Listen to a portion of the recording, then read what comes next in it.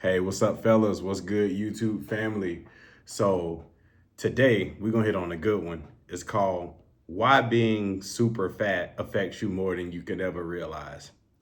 So, it's a sense of comfort and being loved, right? We don't realize the effects of how being super fat really fucks up your day to day life, right? Because you don't realize how invisible you become. You don't realize the shit going on around you simply because you just big. You look like everybody else. And I think it's funny now because when you like reach a certain level of just being aware, things look a little bit different to you, right? So I find myself every fucking day, y'all. I find myself when I have a not a real strict schedule, but it's very routine. It's routine to the body at this point. So whenever I wake up in the morning, I pray, I handle business, read a little bit, journal a little bit, go ahead and eat my eat fruit, banana so I can get the carbs I need for the lift I'm gonna do. And then I walk, I listen to either the word or something from an imam. And then, I'm walking to the gym, I'm thinking, I'm praying, and I don't see nobody because it's, early in the morning. But I get into the gym, do my thing. I walk back home, shoot a video for TikTok or IG on the way saying some cool gangster shit, right? And then when I come back to get dressed, take a shower and all that good shit, I find myself going to work. And then that's when the awareness kicks in, right? I'm so focused on what I'm listening to. It's like I'm still seeing certain things out of the side of my eyes and stuff. So today, for instance, I'm not even supposed to be paying attention to nobody. I'm legit supposed to be locked in on my mission. I'm like, damn, he big. And then I'm looking left and right, damn, he big and he big. But it's crazy because they are literally walking with probably about over here in Poland, I would say stateside, there'd be like a 5 or 6. But over here, they're going to be a 7 or 8 because it's not a lot that look like certain ones over here. And I'm like, all right, cool. I know the rating system. So, they holding hands, and they all lovey-dovey. He's smoking a cigarette, she's smoking a cigarette, or sometimes, it's either one or the other.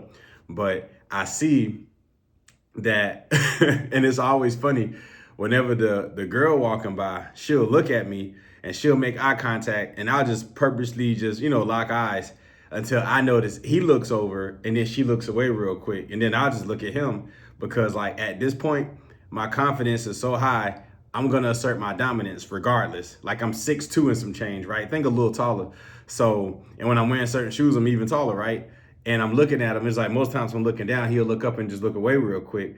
And you see how powerful that is because I used to be on the other side of that, but I was still bigger than whatever.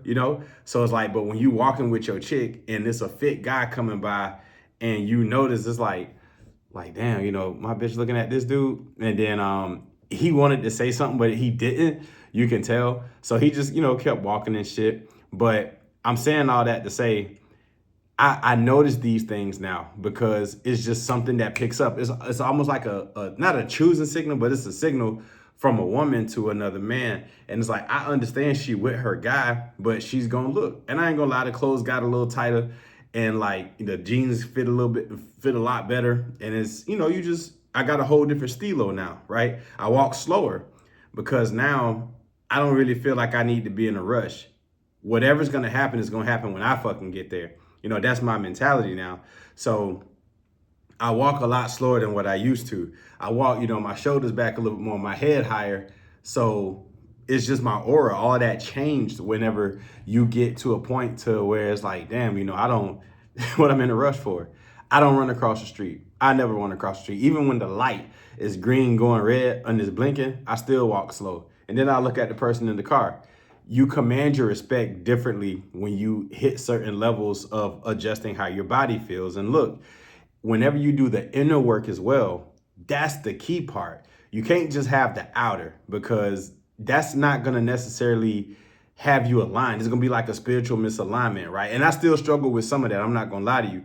I'm always telling, people on IG, I'm always telling people on TikTok, don't let nobody shake you. Don't lose your frame. But keep in mind, y'all watching me rebuild as most of you about to start. You know, it's a journey. You know, you're not gonna have everything just said and done overnight. It's fucking impossible. If anybody could change overnight, there would be such a 0% divorce rate across the world, right? But you have to take this time to change. And I'm gonna be real honest with you. I don't have the alignment in everything just yet. However, I am getting there. I see that for the mental part, I do read quite a bit, and I've gotten way better at my reading habits. And guys, I used to hate reading because I felt like it was a waste of time, but I've gotten so much better at it to where when I'm sitting at work and I have some time, I'm gonna pop that book open because I carry my lunch and everything together. So when I'm have time to read these books, I want the alignment. So when I'm reading, you know, No More Mr. Nice Guy, or right now I'm reading Ego is the Enemy Again by Ryan Holiday, because I personally feel myself getting to a level to where I'm about to cross a threshold and it ain't gonna be no coming back. And it's not necessarily an egotistical or arrogant thing. It's a I have arrived thing. Fuck you. This is what it's gonna be now. Even in my own personal relationship, I'm still holding on to a sense of, hey, let me still be, you know, humble in a sense, because the arrogance is going to show and it repels everything around you. But fellas, I'm going to tell you this.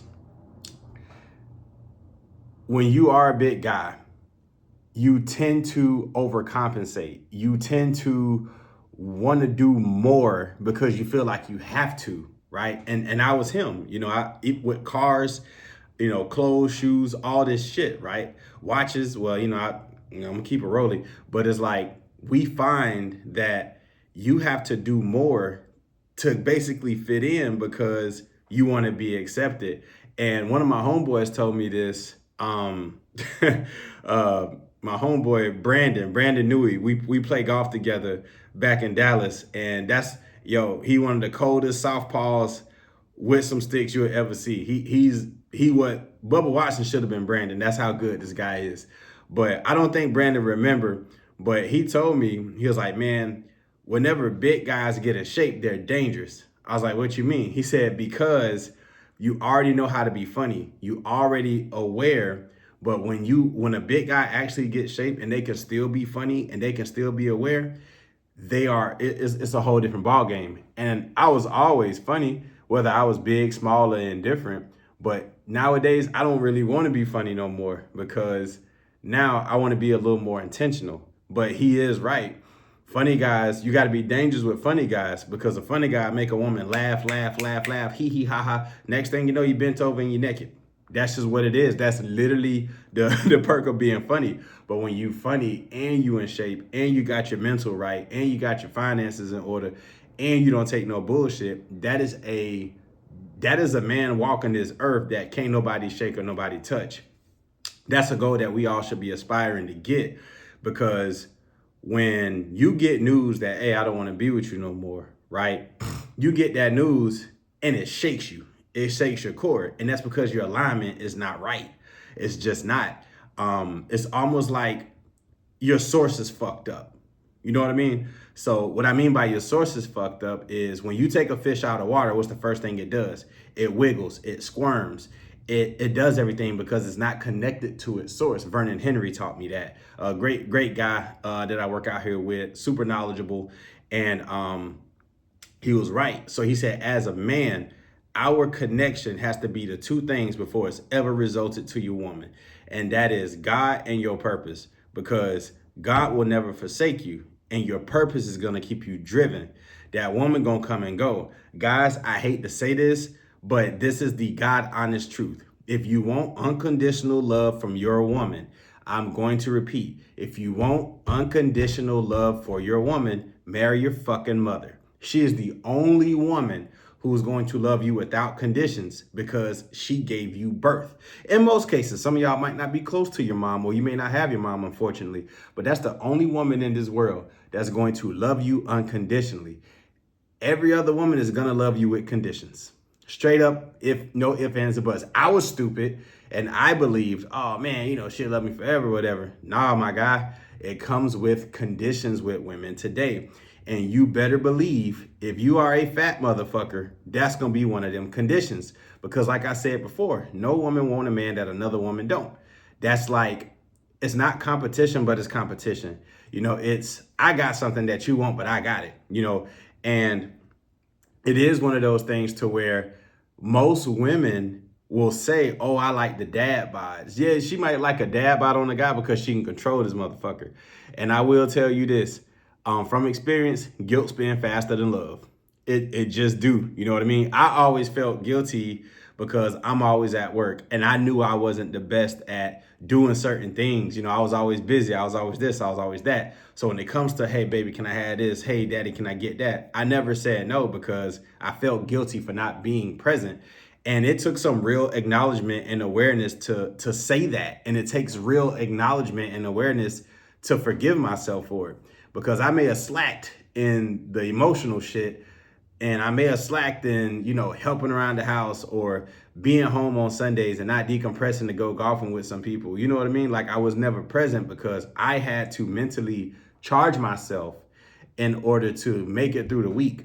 Automotive retail ain't no joke. The world of human resources, it ain't no joke. It's like it's always overload on your mind.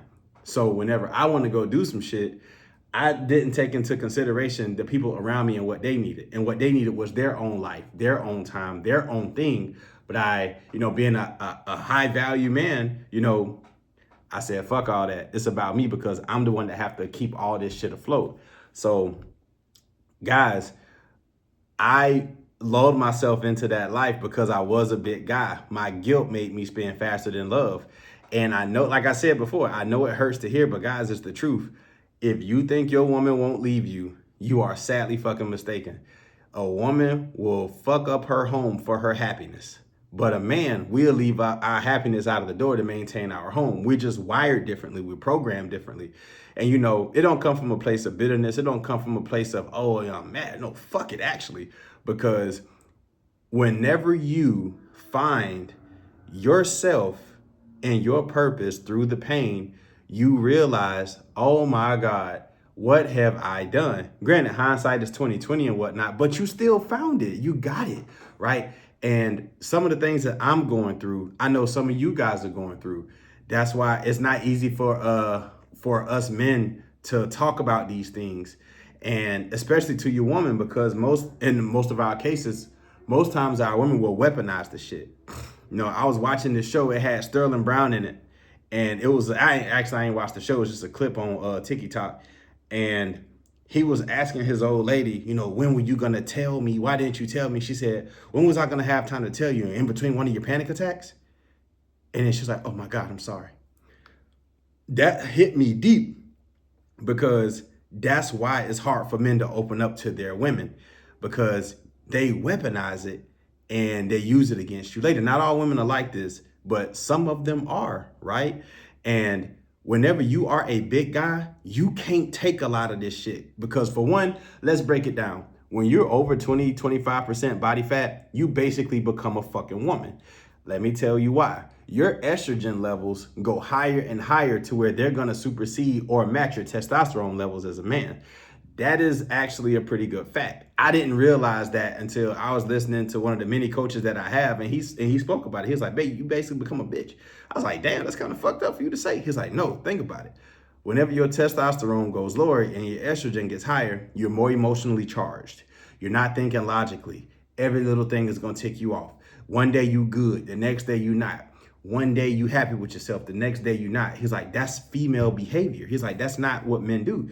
And I have to say, I can relate, because when I was bigger, if me and my lady had gotten into an argument, instead of me guiding the situation, I matched her energy. That was completely fucking wrong of me, because that's not what we're supposed to do. And I was never taught otherwise. But it's like, now that I went on this journey, now that I'm reading certain books, it's like, damn, if I would have went about things this way, I could have alleviated all this heartache on the back end or on this other shit. Fellas, all of this comes into play when you're a bigger guy. because you're not respecting yourself. You're not taking care of yourself. You're not putting the right food into your body. You're not drinking enough water. It's like you don't have any self-control. Fellas, I didn't have self-control. This is accountability 101, my guy. I had no self-control. I did what I wanted to do when I wanted to do it because I simply could. I had the money, I had the time, I had the status, and my thinking was all wrong. Fellas, it's easy to sit here and say, guys, don't get fat. Guys, work your shit off. But I'm sitting in front of you right now as living testimony of how my life has changed in certain areas because I went from 310 or 315 at my heaviest, 312, 310, and I stepped on the scale this morning at 203. And I may be 203, but when I'm walking, I'll look at least 210, 220 because God blessed me with some decent genetics. All I'm doing is just peeling off the fat layers and I'm getting closer and closer every day. My journey ain't complete, but y'all get to see this shit. And it's not me just preaching to you of, oh, I'm already perfect. No, my guy. It took a lot of intestinal fortitude. It took a lot of me not being nervous no more to even put out my first YouTube because I was like, man, I'm not where I want to be yet. But I just finally decided to say, fuck it. For who gives a fuck? They'll document it and they'll see how this works. Yeah, we saw Sean at 212. Damn, now he's down to 203, 202. And then when I'm down to 195, I'm gonna still look 205. When I get down to 190, I'm gonna be most shredded, but still look 200. Like, guys, this don't have to be my story. This can be yours too. Like I told you, I'm already getting people that's reaching out. I've already said no to 3 people because they're not fucking ready. My guy, it's not hard to go into my link in description or bio and be like, you know what? Let me book a little 30-minute call with Sean. Let's talk about this. And we ain't even got to talk about, oh, I need to get my weight right. You can just simply call to say, man, look, my life has been fucked up because I got big. My wife ain't gonna fuck me. You know, my side chick tripping out on me. We all go through different shit. And sometimes we don't have that outlet to talk because other people don't understand. So if you are a high earner and you are overweight, hell, even if you're overweight and you're not a high earner, everybody needs somebody to talk to. And sometimes I got the time to be like, hey, I got you. Or it's like, bro, you're not ready yet. You know, you have to get some things right mentally before you could take the next step with me and we go down this rabbit hole because I'm not hurting to be in a position where I got to take. Absolutely not. And those of you who do know me, I ain't got a big ego, but a little bit of it is still in there. So I know how to definitely draw that line. And now that I've gotten to this stage in my life, physically, mentally, and emotionally, I have no problem saying no, and I have no problem telling nobody to fuck off. Like, I had a situation this morning. You know, I felt really uneasy because I'm thinking communication should definitely be one way. But you got to come to the realization. Sometimes people going to test you. People going to do what they want to do. And at the end of it, you got to stay true to yourself. You have to continue to be on the mission that God has you on. And whenever you decide and you pray, hey, I want to get my life together physically, you're going to know in this time. Because I'm going to tell you right now, I started my health journey before this catastrophic cannon event in my life. I started my health journey back in July. I didn't get news until this bullshit until January. I could not have been going through what I'm going through right now at 312 pounds. I don't know what happened, but I just got my shit together. God knew I was coming into a rough season. And I don't often like to think, oh, I'm favored by God, but I am. Because when you're favored by God, you're favored by the devil too. You get the best of both worlds, but you got to decide which route you want to go. I could have stayed being favored by the devil and still eating what I want, doing what I wanted, not giving a fuck. But I decided to take a different path. And I was like, you know what? I'm going to walk this route. And I was still working on some things. But now that I took this route, I see on the other side of no matter what the fuck I'm going through, the pain that you're enduring now will not compare to the joy that's going to be on the other side. And that's the God honest truth. Some days I have great days. Some days I have rough days. But I put a smile on my face and I still keep my faith in God because I know that on the other side of this, he's going to favor one of his favorite sons. I may not have been perfect. I may have fucked up a lot of shit in my life with the gambling, with just a lot of shit that I did. But guys, you can be redeemed too. You just have to pick yourself up, tell yourself you're going to do the right thing and go through with it. Guys, the words got to match your actions. And for the first time in my life, if it's not about work or if it's not about, you know, doing something for somebody else. And when it comes to me, it feels good to finally do this shit. I say I'm gonna do something, so I fucking do it. But I'm putting Sean first. And it sucks that I had to go through this Canon Life event in order for me to really change. But that's okay. I'm gonna be good either way. Because we lose ourselves in other people when we pedestalize them, I'm sorry. We lose ourselves in other things when we're not thinking about what we're doing to ourselves. When we make it a point to do for others and just do and do and do. But when you finally stop and you put yourself first, the good days are nowhere near the bad days when they compare. On bad days like today, it's like, damn, man, I don't know why this happened. This is some bullshit. But then I thought back to myself, my guy, you him.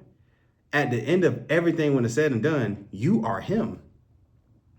Highly educated, military background, connected in the greatest fraternities in the world, that of Alpha Phi Alpha Fraternity Incorporated, and being in all four of the York Rite Houses and Scottish Rite Houses in Freemasonry. It's like, I have to take a step back and realize that on the other side of this bullshit that I'm going through, it's gonna make me better, it's gonna make me stronger, it's gonna make me better for my kids, and it's gonna make me better as a man. But the things that I'm losing now, I'll more than likely get tenfold on the other side. And I'm always gonna have my faith in God that that's gonna happen. Fellas, there's a reason why we go through these seasons. It's not for you to ask why God putting you through this. You got to simply ask him what he's trying to show you. Humble yourself, right?